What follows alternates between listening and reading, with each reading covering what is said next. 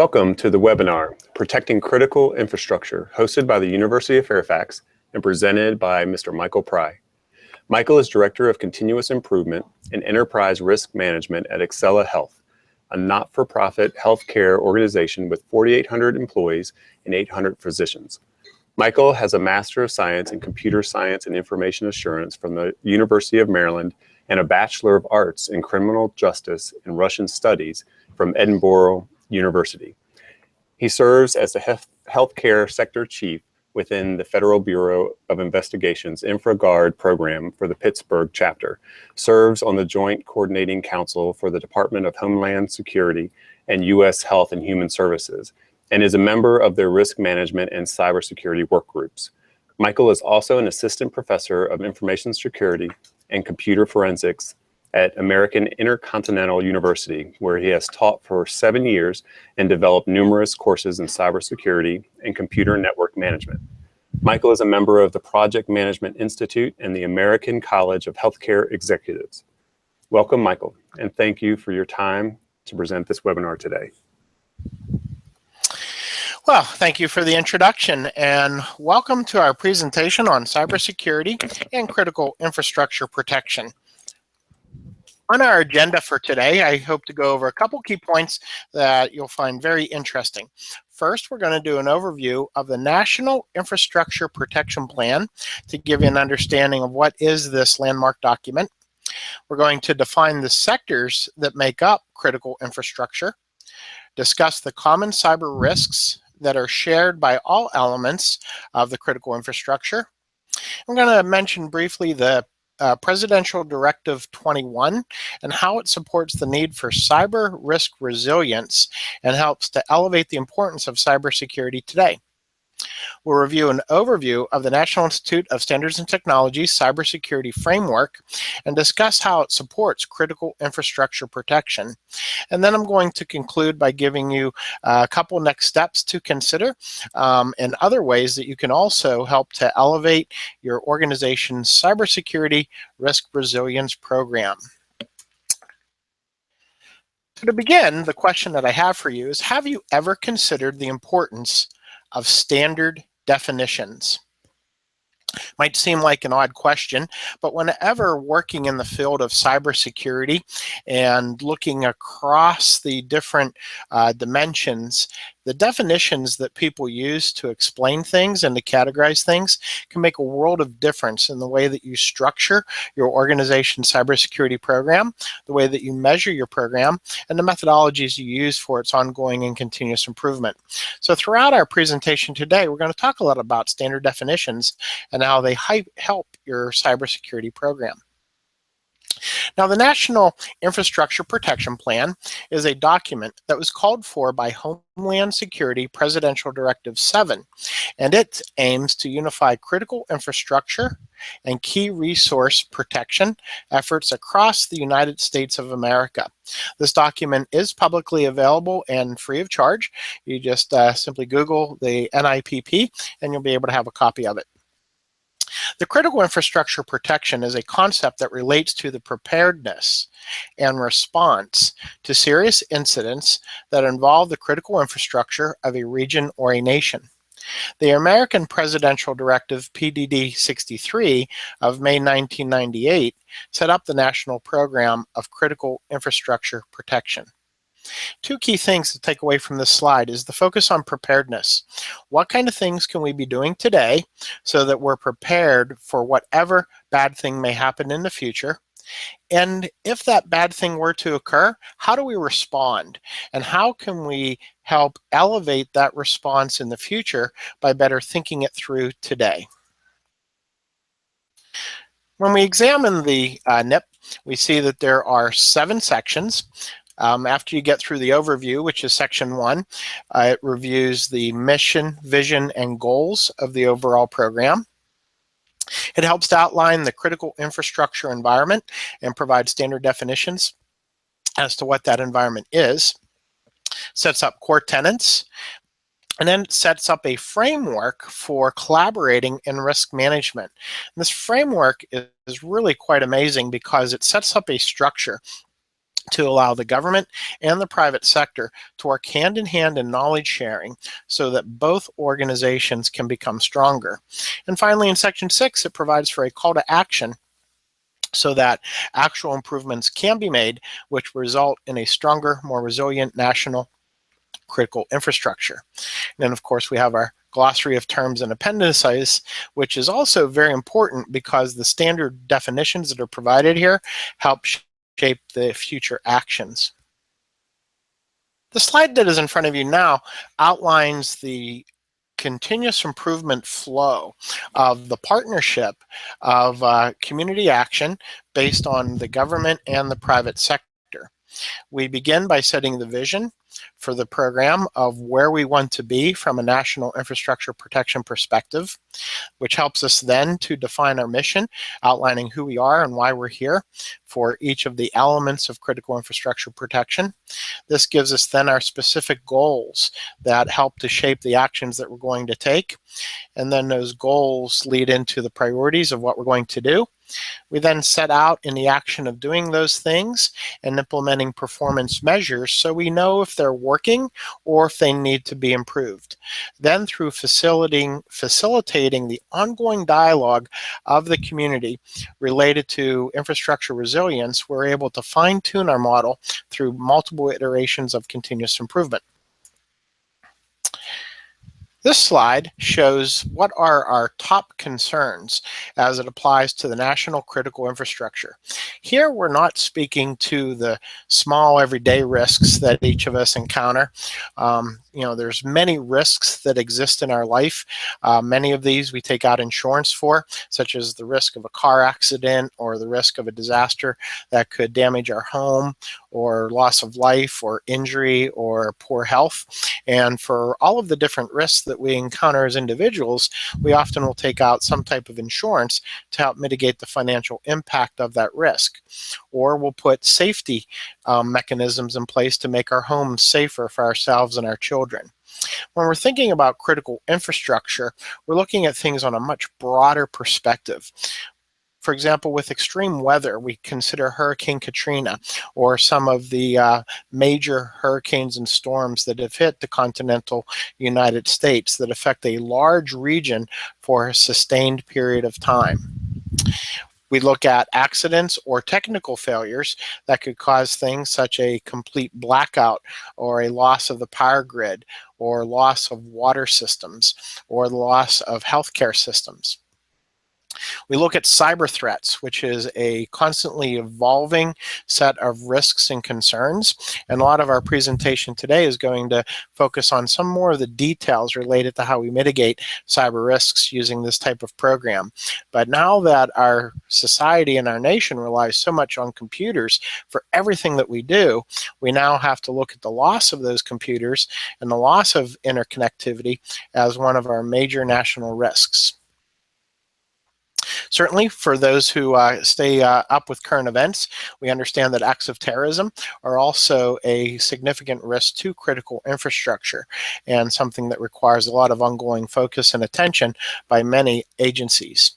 And finally, within the healthcare sector, we have the risk of pandemics. We recently heard a lot about Ebola and have since seen that subside, but new and emerging threats are constantly evolving.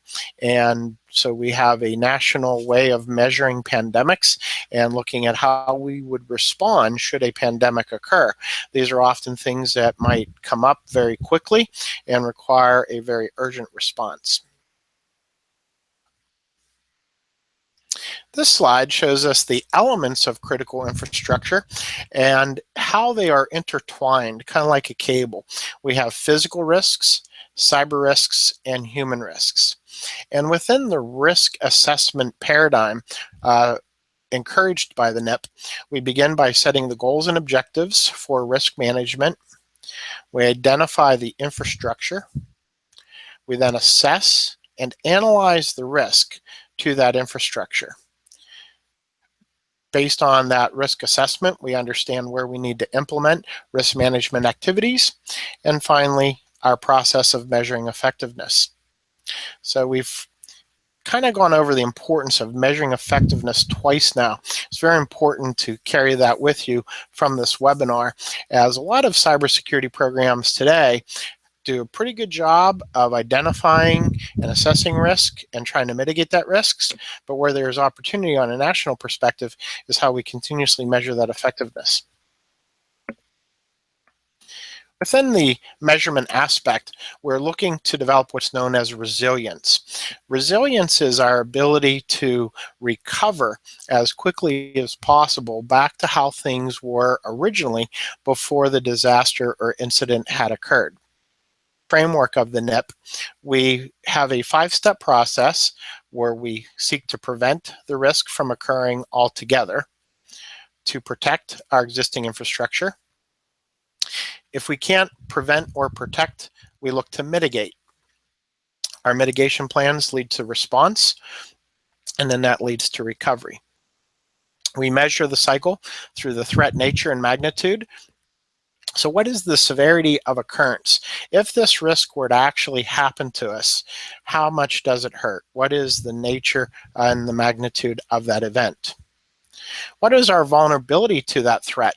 The section on vulnerability helps to recognize all the good work that organizations have already done to protect their infrastructure. There's a lot of great physical security programs in place, a lot of wonderful cybersecurity programs that are already established. So we look to take advantage of what we've already built and then to build on top of it to make it even better. And then finally, we look at the consequences that could result should this risk actually occur. So within this model, we have this ongoing cycle of security and resilience. Now, earlier when we were talking about the NIPP, we had talked about the elements of critical infrastructure.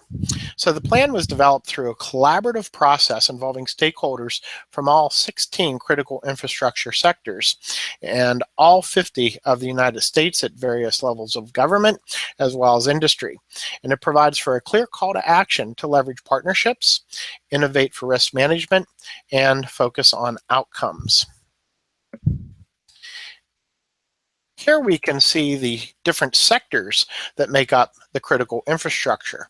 We have chemical, commercial facilities, communications, critical manufacturing, dams, the defense industrial base, emergency services, the energy sector, financial services, food and agriculture, government facilities, healthcare and public health, which is the sector I work in, information technology, nuclear reactors, as well as handling nuclear materials and waste, transportation systems, and water and wastewater systems. So you can see these were the sectors that were defined as essential for the sustainability of the United States. So each sector then has its own individual plans as to how it's going to go about protecting its critical infrastructure through the collaborative process of the government sector that supports it, as well as the private industry that makes it up. As an example of how a major sector can be broken into subsectors, I'm using the healthcare sector that I'm involved in.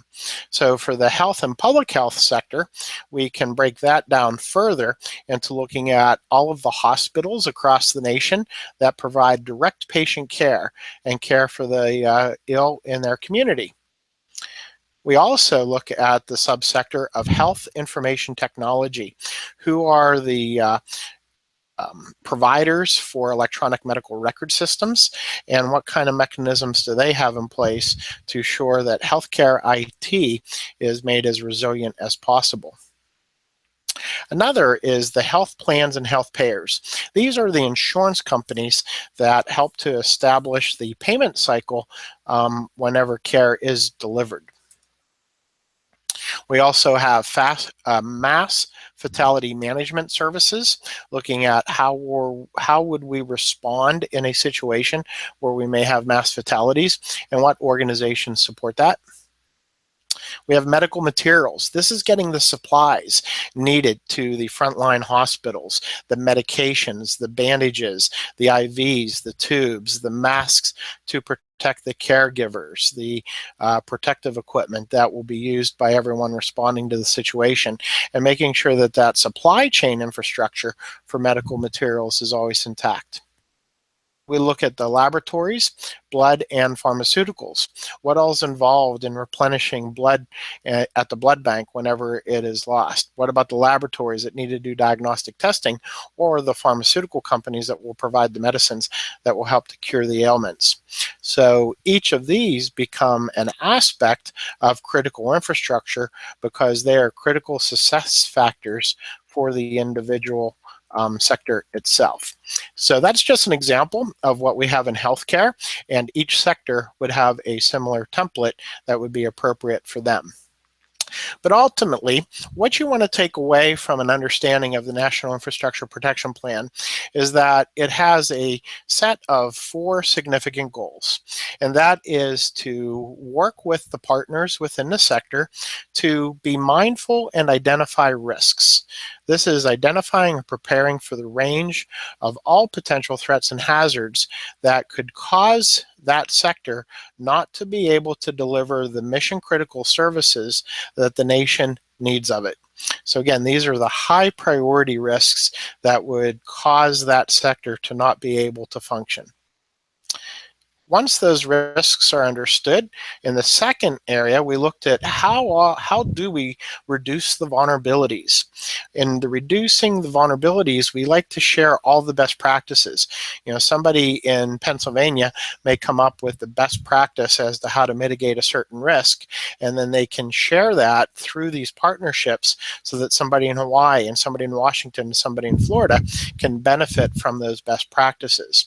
So we look at what are the best ways to reduce the vulnerabilities and to act as a knowledge sharing organization. With the best practices established for reducing vulnerabilities, we then look to mitigate the impacts, actually putting into place all of the improvements that are necessary in order to reduce the risk. And then finally, we conclude with enhancing resilience, which is adapting to the changing conditions that can occur and can occur quite rapidly that could disrupt in an emergency situation. And so how can we learn from the evolving threats that were to occur, and how can we adapt to it? Some examples of information that has recently been shared for critical infrastructure protection are some of the events that were in the news, such as how did we respond to recent terrorist attacks that were publicized in Europe, the WannaCry ransomware attack that attacked hospitals a few weeks ago. And so as each of these incidents unfold, we learn from them and we ask ourselves, what could we have done to prevent this? What can we do to learn from it? And how can we better protect ourselves into the future? So the framework from the National Infrastructure Protection Plan is a fantastic framework. Most importantly, it gives us a baseline of definitions that we can use and establishes the community and government partnerships that are necessary to allow all of this to come together. Now, as our focus is on cybersecurity, I wanted to share with you 2 of the most important definitions related to cyber that were established within the NIPP. The definition of cybersecurity is that it's the prevention of damage to, authorized use of, or exploitation of, and if needed, the restoration of electronic information, as well as communication systems and the information contained therein to ensure for confidentiality, integrity, and availability, which includes protection and restoration when needed of information networks and wireline and wireless and satellite, public safety answering points, and 9/11 communication systems and control systems. So if I were to have done a survey prior to this webinar and asked how each of you would have defined cybersecurity, I'm sure each person may have come up with a different definition. Some elements of it would be similar to this, and some would be very different. I think what's very interesting here is that it's looking at cybersecurity as being a lot more than just the protection of an individual computer from a black hat hacker trying to do a port scan and enter into the system, or from a phishing attack, that it's really going across all systems, the data contained in those systems, and all the telecommunication systems that allow for interconnectivity to occur. And it's prioritizing on that standard three-set priority of the CIA triangle, assuring confidentiality of all of the information within the systems, and that only those who should be able to see it can see it, assuring integrity of that data so that we can be sure that it was not altered without authorization, and the balancing metric looking at availability, making sure that systems are always available for the users when they need to use it. This helps to assure uptime of the systems, as well as to provide for the importance of disaster recovery and business continuity planning. Some folks who are involved in cybersecurity kind of draw the line at implementing a firewall, intrusion detection systems, and having access controls using encryption and some of the most common forms of cybersecurity. However, cybersecurity with this definition goes well beyond the things that we do to protect the perimeter, but they go into what we're doing to protect the information and assure that we're able to recover in a timely manner. The recovery and the resilience is just as important, if not more important, than the upfront protection. The next definition is cyber systems, which is any combination of facilities, equipment, personnel, procedures, and communications integrated to provide cyber services, such as business systems, control systems, and access control systems. Now, the concept of control systems often follows onto industrial control systems, those manufacturing facilities that are using computer systems to help regulate the mixture of chemicals, the protection of dams, the flow of water. These are systems that aren't designed as we're accustomed to as end users for like surfing the web or sending email, but they're used to be a machine-to-machine dialogue that makes a set of adjustments based on a set of parameters. So it's also including those particular systems within its definition. Also note that it's focused on personnel protection. In the event of critical infrastructure protection, we also look at the professionals who are needed in order to provide for these services, and how can we be sure that if there were to be a need for these folks, that we can upload as quickly as possible. So if there were to be a surge on the hospital, how can we get as many nurses as possible to the front line as quickly as needed? If there were to be a cyber incident, who are the professionals needed to respond to that, and how we can communicate with them and get them online as quickly as possible. So the cyber system is a complete ecosystem of people, process, and technology that is necessary for the cyber value to be delivered. So now that we've covered the National Infrastructure Protection Plan, I want to move to the next section on Presidential Policy Directive 21. And this helps to support the need for cyber risk resilience, really diving a little bit deeper into the importance of cybersecurity. This replaced Homeland Security Policy Directive 7 that we had mentioned earlier, and it directs the executive branch of the U.S. government to develop a situational awareness capability that addresses both physical and cyber risks, and how infrastructure is functioning in near real time. So that near real-time metric is extremely important because it helps to collapse the response time necessary in order to recover.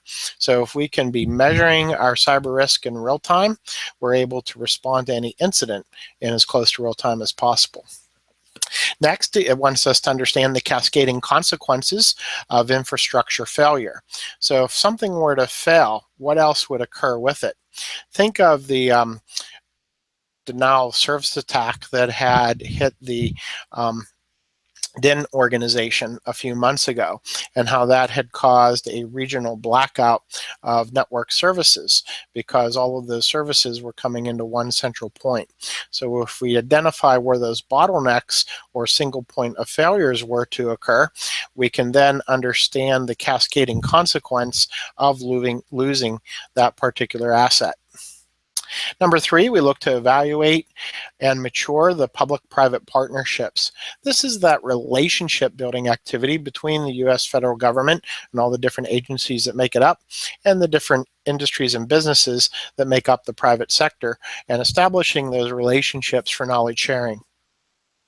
Next, the PPD-21 updated the National Infrastructure Protection Plan, and it helped to develop comprehensive research and development so that we can also be future casting. What are the new technologies that are coming down the road, such as the Internet of Things and medical device cybersecurity, and how can we further assure that we are upgrading our cybersecurity programs in response to these new and emerging technologies, and how these technologies are going to integrate into the new cyber ecosystem.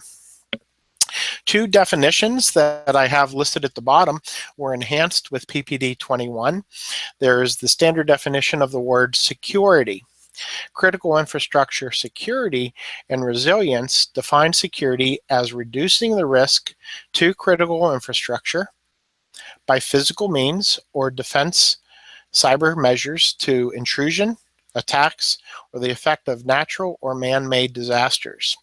What's very interesting is it's looking at this protection in both the physical means, so this involves physical security, protecting ourselves from social engineering attacks, people physically entering into our buildings, making sure that equipment is physically secure so that it can't be stolen or a person walk off the street and alter information in an IT system. It also looks at the cyber or the electronic side of it. And it says, what can we do to assure that we don't have an intrusion, respond from attack? And also, let's go beyond what people can do, but let's also look at what nature can do. And if a natural storm, a hurricane, a tornado, or something were to knock this out, how are we going to recover from that? So this gives the word security a little broader definition than what had been used before.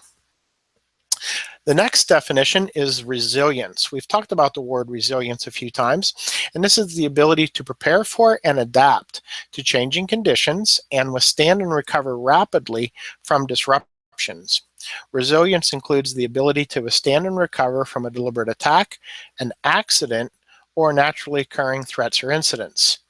The resilience metric is how you know you've done a really great job preparing your organization disaster. So if you were to look at the date and time that an incident were to occur, and then you were to look at the date and time you were fully recovered from that incident, the distance between the two is how good of a program you actually have. So if in the current state, if on June 15th of 2017, it would take you 3 months to fully recover, then that is your baseline for where you're going to start improving. And you're going to want to try to reduce that. What can we do to be fully recovered in 2 months the next time? What can we do to recover in 1 month? What can we do to recover in 1 day? Your organization's stakeholders really are wanting you to be able to recover in near real time. So the further you're out from full recovery in near real time, the more work that you have to do. Now, there's obviously a cost-benefit exchange for this, and each organization has to make decisions that are appropriate for them by prioritizing what aspects of their infrastructure need to recover quickest and which do not. So for example, in the healthcare sector, I would need to recover my electronic medical records used for caring for my patients. I would need to recover those in near real time. However, our intranet website that has the cafeteria menu on it for the day, that could wait for a little while before I bring that back. So as you can see, the process of prioritizing what to do helps to manage the cost associated to it. And through the implementation of cloud services and other strategies, you can also further help to reduce the amount of recovery time that is needed. So now that we've covered the NIPP and PPD 21, I want to talk a little bit about the National Institute of Standards and Technology's Cybersecurity Framework. This framework is a fantastic way of meeting the goals of the National Infrastructure Protection Plan and those visions set by PPD 21. This recent plan was published very recently, March of 2017. A copy of it can be found by going to the Cyber Framework at NIST.gov. It is the policy of the United States to enhance the security and resilience of the nation's critical infrastructure and to maintain a cyber environment that encourages efficiency, innovation, and economic prosperity while promoting safety, security, business confidentiality, privacy, and civil liberties. This was the main spirit of Executive Order 13636 and helps to really set the tone and foundation of what I'm about to show you. Cyber Risk Framework includes a set of standards, methodologies, and procedures, as well as processes that help to align policy, business, and technological approaches that will address cyber risk at the organizational level. It provides a prioritized, flexible, repeatable, performance-based, and cost-effective approach to achieving those goals through the identification, assessment, and managing of cyber risk. It also identifies areas for improvement, which can be addressed through future collaboration with particular sectors, as well as standards developing organizations. And it's consistent with voluntary international standards. And the word voluntary is very important. Although this document was produced through a government organization, it is a voluntary standard that organizations can elect to adopt or not to adopt. It is our hope that you're able to see the value of it and to take the aspects of it that are appropriate for your organization and to apply them best for you. The framework was developed through iterative activities, engaging stakeholders, collecting requests for comments, analyzing that information, identifying the frameworks of the element, and then preparing it for publication through a series of reviews and feedback mechanisms. It's really designed to work for everybody, any size of an organization, regardless of how mature their cyber risk program is. So if you're a new startup just putting it into place, you could use it as a framework for getting your new program set up. Or if you have a mature program that's already in place, you can absolutely use it to help elevate your program to the next level.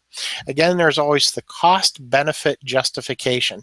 How much time, effort, and money do we need to put into something against the reward that we're going to get for it?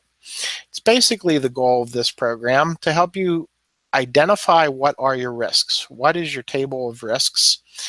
What have you already done a great job mitigating? Where can you improve? And through those improvements, how much of your residual risk can you help to reduce? The term residual risk covers the amount of risk that is left after you've already put all of your improvements in place. It is often that amount of risk that we either choose to live with or we take out insurance to help reduce the financial impact of it. Through using a framework such as the NIST Cybersecurity Standard, we hope to have the least amount of residual risk as our organization's risk tolerance will allow.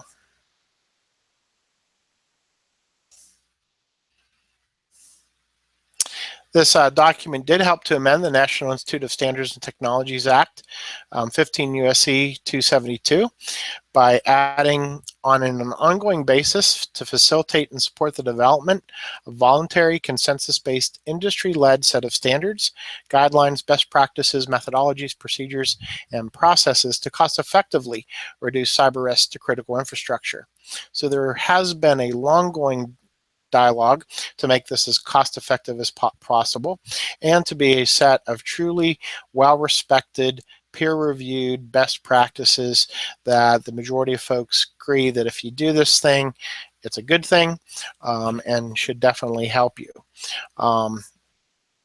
So that was kind of the spirit behind the design. There are three core components. We have the framework profile, which helps to align industry standards and best practices to the framework core.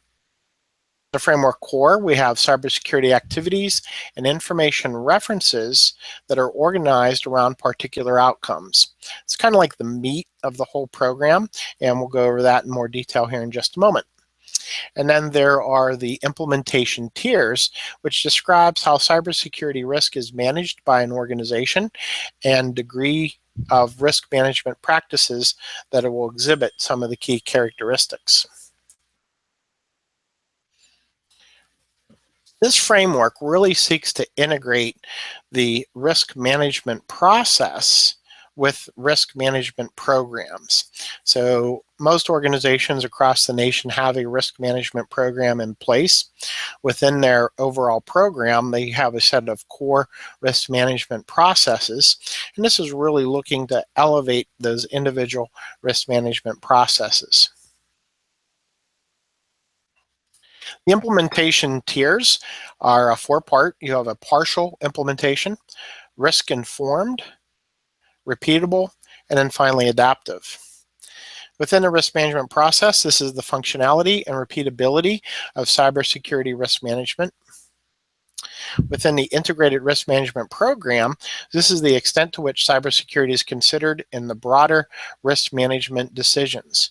Very important concept. When an organization is looking at all of its risk and how much time and effort and cost it's going to take to mitigate that risk, this helps to look at cybersecurity within the pool of all of those risks. And it seeks external participation, kind of that fresh set of eyes taking a look at it. This is a degree to which the organization benefits by sharing or receiving information from outside parties and collaboration. A color-coded chart that I have in front of you is going to be built out in more detail in the next couple slides. But I wanted to show that there's a couple key areas. First is the section that's focused on senior executives, kind of like the Chief Information Security Officer for an organization. And here we're focused on the broad enterprise-wide considerations for the structure and policies of a cybersecurity program and extracting that risk vocabulary with standard definitions. It provides information for the specialist in the field that's at the tactical level doing the implementations. And it's looking for the specific focus outside of cybersecurity and how it integrates and relates with other fields within the organization. So how does cybersecurity interact with the other programs or departments? This slide is kind of the meat of the whole cybersecurity framework. It is built upon the function of identify, protect, detect, respond, and recover. So those 5 elements provide the shell or the structure. Within the individual function, we then have a set of categories. In the area of identify, we want to look at asset management, the business environment, governance models, risk assessment, and the risk management strategy. Under the protective arm, we're looking to assess our controls, deliver awareness and training, provide for data security, provide for information protection processes and procedures, ongoing maintenance, and the use of protective technologies. In the category or function of detect, we're looking for anomalies and events. How do we detect those anomalies and events? How do we provide for security's continuous monitoring? And then how do we provide for the detection process that would follow? In the function of respond, we're looking at what is our response plan, kind of the scripted actions for what you're going to do if something happens. What is your communications plan in that event? How do you provide for analysis, mitigation, and ongoing improvement? And then finally, in the recovery function, we have the recovery planning, improvements, and communication. Notice the importance of communication in the latter parts of the model. So this helps us answer a series of questions. What processes and assets need protection? even outside of a framework. If you were to just grab a sheet of legal paper and write that question down, and to think, how would you answer that for your own organization? It would be a very interesting exercise to go through. Would you define it through a set of brainstorming activities with senior leaders? Would you reach out to all the members of your organization and have them provide for it? Or would you use some kind of software tool that can help scan your network and identify all the various assets and help you to understand them? How do you integrate the technology function, having your listing and your inventory of the assets that you need to protect, and connecting those with the core processes of your organization that are necessary for value delivery? The second question, what safeguards are available? This is what good things are you already doing to help to protect your organization. So do you already have a firewall? Do you already have intrusion detections? Do you use Active Directory for access control? What kind of things are you already doing that help to mitigate the risk of something happening to the assets that you have an inventory of? What techniques can identify incidents that were actually to occur?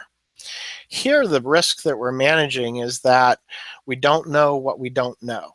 So if something were to happen in your organization, let's say a breach were to occur, a hacker were to enter your system through some open port, and they're exfiltrating data out of some database, would you know that that is actually occurring? What if you had a trusted insider in your organization who is exporting data from the business, saving it onto a USB drive, and taking it out and selling it on the dark web? What if you had somebody stealing your intellectual property and trade secrets? How would you know that this information was actually taken from the control of your organization? So here, this is an important aspect to look at, is how do you currently detect problems, and what problems are going undetected that you should know about?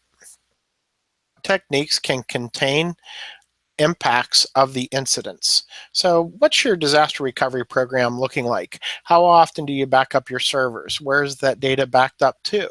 If there were to be a disaster, are you going to have a mirrored hot site that you can immediately come back from and have zero downtime?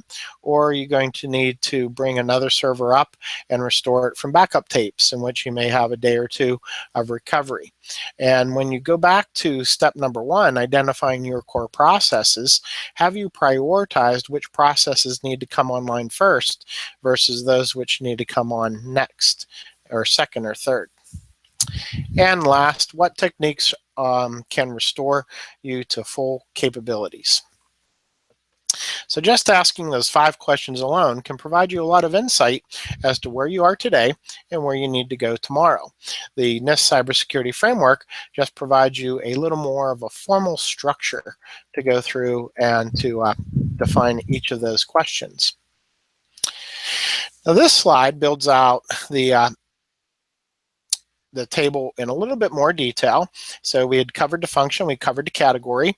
In the subcategory, we have different definitions that apply, and then information resources that help to connect and elevate the importance of that particular task. Such as COBIT Model 5 and ISO 27001 and the NIST Framework 800-53. So these are all standards or auditing practices that will further support or reflect a consistency with what is within the cybersecurity framework. And you may be asking, why is that important? Well, I can say from an implementation perspective, there's oftentimes various stakeholders within an organization that will challenge you as to why something needs to be done. They may think that you might be overdoing it a little bit, and here you're able to support why you need to do something by connecting it and its relationship to other very well-known and well-respected best practices. So the NIST SP 800-53, well-established best practice.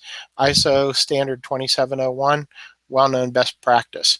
COBIT 5, used to help to support Sarbanes-Oxley compliance for all publicly traded companies. So these are well-known, well-established practices that have been in place, used by many organizations. So by having the information reference supporting the subcategory that really helps to elevate the importance of this within the framework.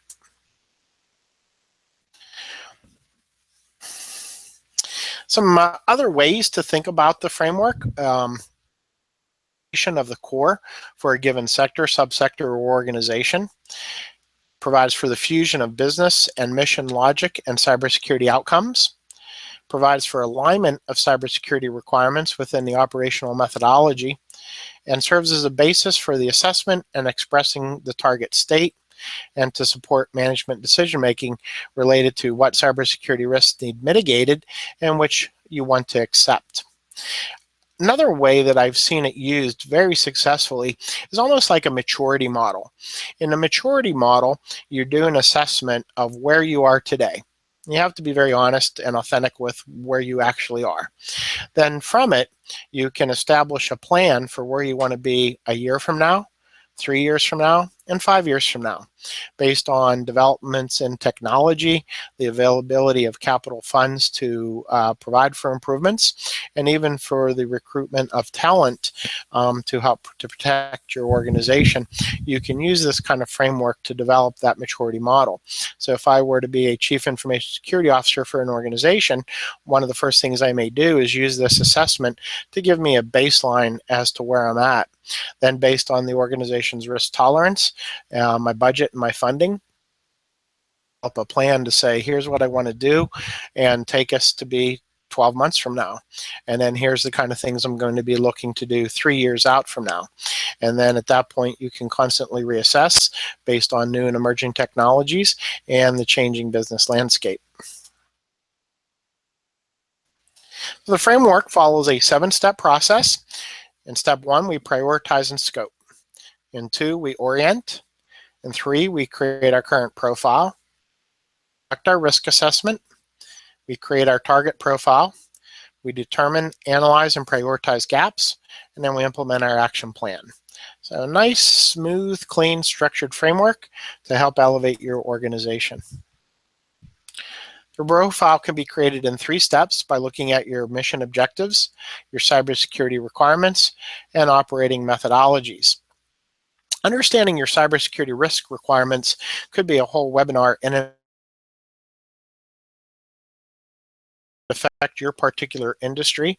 For example, in healthcare, we have the HIPAA Act. What are the regulations that govern you? What are internal and external policies that you may be held accountable to? Certainly, you're held accountable to all of your own internal policies, but are there industry best practices that a reasonable person should be following that perhaps you're not following today?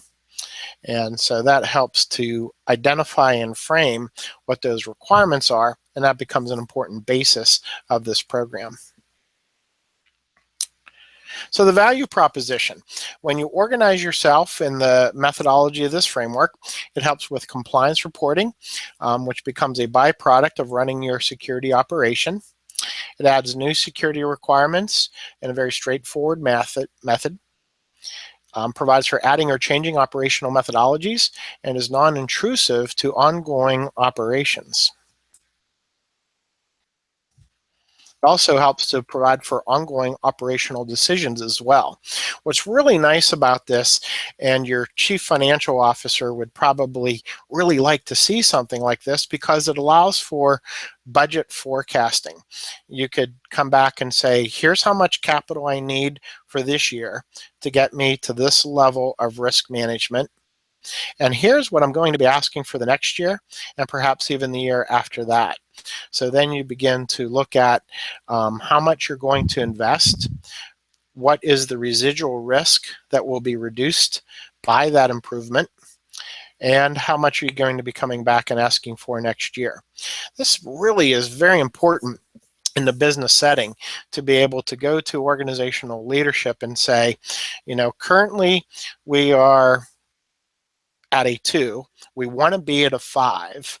I need $100,000 to take me from a 2 to a 4. But that $100,000 isn't going to take me to a 5. It's going to take me from a 2 to a 4. We're going to live with the gap between a 4 and a 5. And here's some of our countermeasures to help reduce that risk exposure, but there's going to be a certain amount of risk exposure that's going to be left when we move to a 4. Now, 3 years from now, I hope to get us from a 4 to a 5, and that would depend on emerging technologies. So when you can have that kind of conversation in the executive suite, you'll be much more successful with your improvement plan from my perspective. This provides a profile of the cybersecurity risk ecosystem. So we have the framework core, we have crosswalk mapping to the requirements that I just showed, and that provides for your framework profile in regards to the priorities of what you need to do. So some key attributes. It's a framework. It's not a prescriptive standard. So this is not a law that everyone has to follow. It's simply a framework that you can volunteer to follow or not. It does provide you with a common language as well as a systematic methodology for managing risks, and that's its real value delivery. It is meant to be adaptive, so it's going to improve as time goes on, as it's applied, and we learn more. It does not tell an organization how much cyber risk is tolerable. That's up for the organization to decide what their risk tolerance is. It helps to enable best practices to become standard practices for everyone via its common language, and to help to provide for action across a diverse set of stakeholders. That common language, those common definitions, is really so important when you're working at the executive level so that you can be talking the same talk across the organization. Again, it's voluntary, and it is a living document. It's intended to be updated as stakeholders learn from their implementation and as technology risks and the business environment continue to change. So that's one reason why the framework focuses on questions an organization needs to ask itself to manage its risk. While practices, technology, and standards will change over time, the core principles will not. So you can integrate the functions into your leadership vocabulary and management tools. That can be part of the maturity of an organization's cybersecurity program, is what is the level of sophistication of your organizational leaders with regards to their understanding of cybersecurity. Do they have a common language for cybersecurity concepts? Do they have a common understanding, at least at a high level, of your cybersecurity risks, how well you're mitigating them, and what your residual risk is? Engaged in determining the optimal risk management using the implementation tiers. Are they measuring your current risk management program? And does it reflect your business environment, governance, and risk management strategies? And are they using it to develop a profile or maturity model for the organization to follow? Many organizations today are establishing some type of framework within certain industries or individual corporations, as well as government sectors. And this slide just gives you an example of some of the frameworks that have been established by others. But certainly there is a need across the nation to have frameworks for cybersecurity management in place. Here's another example. Now, the Baldrige Excellence Builder was a document created in 2017, and it's a self-assessment process for cybersecurity framework. It complements the NIST Baldrige program's Performance Excellence Success, and in April, received the annual Quest for Excellence, went to the Excellence Conference. So just another aspect of how this framework has been elevated. The Baldrige criteria really helps to give us a framework of what are the industry best practices that well-run, operationally excellent organizations are embracing, and how do you compare today to those things. Another example of a framework is the NIST manufacturing profile. the U.S. Coast Guard Maritime Bulk Liquids Transfer Framework Profile. So a lot of different approaches to the development of frameworks. But in summary of the NIST Cybersecurity Risk Management Framework, I wanted to conclude with this slide to show that you have two big tiers, from the strategic tier to the tactical implementation tier. The senior executives within your organization should be involved in the risk decisions and setting priorities. At the business process level, we should articulate what our core processes are and to help establish importance or priorities for recovery, which will then drive the allocation of budget decisions. And then at the tactical implementation level, this is actually implementing the improvements that will mitigate the risk. So the last item that we had for coverage in today's webinar that I wanted to talk about were other steps outside of the NIPP and outside of the NIST cybersecurity framework. Are there other frameworks that are available to help you elevate your cybersecurity program? And with that, I wanted to mention the Center for Internet Security and their top 20 critical security controls. These controls provide for a nice crosswalk against the NIST cybersecurity framework. The first is to provide for an inventory of authorized and unauthorized devices. 2, an inventory of authorized and unauthorized software. That's a question to ask yourself. Are you doing that today? 3, to provide for secure configurations for hardware and software on laptops, workstations, and servers. 4, continuous vulnerability assessments and remediation, such as you might use the NIST cybersecurity framework for. Number 5, how do you provide for malware defenses? Malware defenses include your antivirus program, but could also include your intrusion detection system, your firewalls, your logging process, and your organization's patch management program. Number 6, application software security. 7, wireless device controls. Do you have any wireless devices in your organization still running WEP as the encryption mechanism? What kind of programs do you have in place to assure good wireless controls? Number 8, data recovery capability. Just like we covered in the NIST cybersecurity framework, cybersecurity is not just protecting the perimeter, but recovering in a timely and resilient manner. Number 9, having the security skills assessment and appropriate training to fill the gaps. Now, this is a very important category. Again, we could probably have a whole webinar just on this piece, but how do you define the cybersecurity skills that your organization needs to have? What do you choose to outsource to industry professionals or consulting groups, and what do you choose to insource? What skills does your insource neighbor need to have? Do you have any single points of were to take all that tribal knowledge with them, how do you recover that loss of knowledge? And how do you train both your folks involved in cybersecurity and information technology, but as well as your total workforce, so that they can be aware of good end user practices? Number 10, to provide secure configurations for network devices such as firewalls, routers, and switches. So getting beyond just focusing on the servers and the workstations.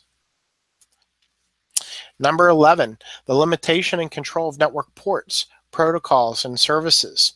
How do you know what open ports you have, what protocols you're running, and what services you have going on your systems? Do they all need to be running? Could you shut them down? Does anything negative happen if you were to shut them down? We know the less that are running, the less exposure you have. Do you have a mechanism to understand it? Number 12, do you have controls for the use of administrative privileges? And also importantly, how quickly do you remove somebody who is terminated or leaves your organization who has had administrative privileges? We have boundary defense, or protecting the perimeter, is number 13. Number 14, How do you provide for maintenance, monitoring, and the analysis of your audit logs? It's one thing to gather information on your audit logs. It's another to analyze them and to make interpretations that lead to action and improvement. Number 15, controlling access based on a need to know. How do you prioritize and categorize the information within your organization and segment it? Number 16, how do you provide for account monitoring and control? Do you know when somebody's doing something that they really shouldn't be doing, and how do you control that from happening? Number 17, providing for data protection. Number 18, providing for incident response and management. What is your scripted practice, and how are you going to respond when something bad happens? If you have a computer come down with ransomware, what do you do? If you have somebody who's exfiltrating data, what do you do? If you have a trusted insider who is stealing information from the organization, what do you do? Number 19, providing for secure network engineering. This concept is focused on the idea of security through the design of your network. For example, if you are using VLANs as a way of segmenting your data traffic, that provides for a type of security. So are you using the design and engineering of your network as a way to provide for further security beyond the perimeter? Finally, number 20, do you have penetration tests and vulnerability assessments done?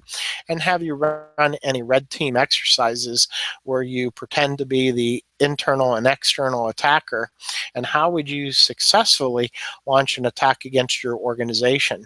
And then how do you take the knowledge learned and the lessons learned from those exercises and feed it into your continuous improvement cycle to further tighten up your cybersecurity program and harden your defenses? So these are the top 20 critical security controls as provided, and just another way of viewing your organization's cybersecurity program.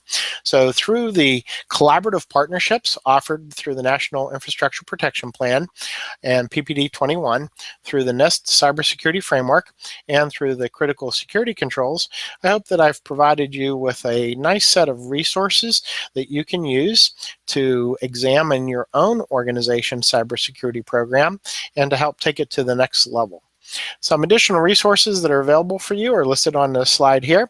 So you can go out to NIST.gov to download a copy of the Cybersecurity Framework, and you can go to the cisecurity.org webpage to re-examine that list of 20 controls that I just showed you. So thank you very much for listening in on the webinar. I hope you found this information to be valuable. If you do have any questions, you can post them to our Twitter feed at Cybersecurity Live. And with that, that concludes our webinar for today. Thank you, and have a great afternoon. Bye.